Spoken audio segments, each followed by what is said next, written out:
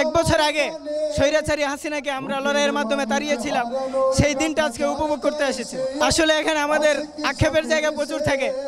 আমরা এক বছর পূর্ণ হয়ে গেছে স্বৈরাচার হাসিনা পালিয়েছে, অথচ আমরা যে স্বপ্ন দেখেছিলাম, আমরা যে প্রত্যাশা করেছিলাম নতুন বাংলাদেশের কাছে, নতুন সরকারের কাছে আমাদের এমন একটি বাংলাদেশ হবে যেখানে কোনো বৈষম্য থাকবে না, যে বৈষম্যের জন্য হাজার হাজার ছাত্র শহীদ হয়েছে, হাজার হাজার মানুষ, নিরীহ মানুষ, সাধারণ মানুষ আহত হয়েছে। সেই বৈষম্য যেন নতুন করে বাংলাদেশে আর না আসে, সেইটা আমরা চেয়েছিলাম। অথচ আমরা এক বছর হয়ে গেছে, আমরা নতুনভাবে আবার যে আমাদের যে বৈষম্য দূর হওয়ার কথা ছিল, সেই বৈষম্য এখনও দূর হয় নাই, সেই সহিংসতা এখনও দূর হয় নাই।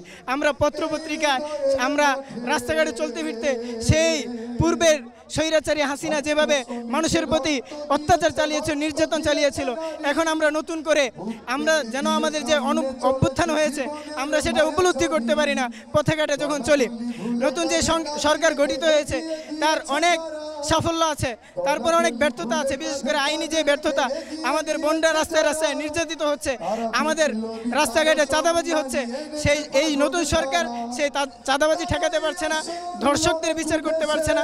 নতুন করে যে আহত পরিবাররা যেই নিজেদের জীবনকে বাজিয়ে রেখে দেশকে নতুনভাবে উদযাপন করার জন্য, বৈষম্য দূর করার জন্য নিজের জান পর্যন্ত দিয়েছে, সে আহত পরিবারদের খোঁজ খবর ওইভাবে নেওয়া হচ্ছে না। আমরা টিভির মাধ্যমে, আমরা মিডিয়াতে বিভিন্ন সংবাদ দেখি তাদের মাধ্যমে কাজ করার, কিন্তু মাঠ পর্যায়ে তাদের কাছে শুনলে মনে হয় না যে তাদের প্রতি কোনো সুদৃষ্টি দেওয়া হয়।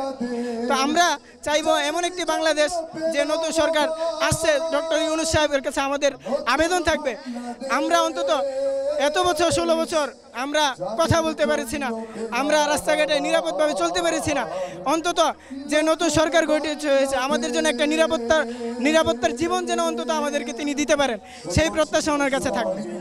আর আক্ষেপের জায়গা হচ্ছে, এক বছর পূর্ণ হয়ে গেছে স্বৈরাচার পালিয়ে গিয়েছে, যা পৃথিবীর মানুষ, গোটা জাতি দেখেছে স্বৈরাচার কিভাবে পালিত হয়েছে।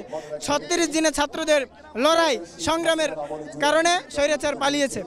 অথচ নতুন করে যে স্বৈরাচার উত্থাপিত হচ্ছে, নতুন করে যে স্বৈরাচার আমাদের সাধারণ মানুষের উপর অত্যাচার চালিয়েছে, তারা হয়তো ভুলে গেছে আমরা সেই ছাত্র জনতা যারা 36 দিনে শেখ হাসিনার মতো যে 15 বছর রাজত্ব করেছে, সংগ্রাম করেছে, আমাদের উপর অত্যাচার চালিয়েছে, গুম খুন করেছে, আয়না করে রেখেছে, তাকে আমরা তাড়িয়ে দিয়েছি।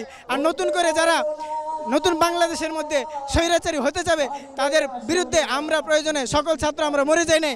আবু সাইদ মুগ্ধ যারা চলে গেছে তারা আমাদের জন্য অনুপ্রেরণা, তাদের অনুপ্রেরণাকে সামনে রেখে যখনই কোনো নতুন স্বৈরাচার বাংলাদেশে আসবে তখনই আমরা ছাত্র জনতা আবার দেশে লড়াই করব, আবার স্বৈরাচারকে তাড়িয়ে দিব এবং সুন্দর একটি ন্যায়মুক্ত বাংলাদেশ আমরা তৈরি করব, যেখানে আমরা সকল দল মত নির্বিশেষে একসাথে নিরাপদভাবে জীবনযাপন করব।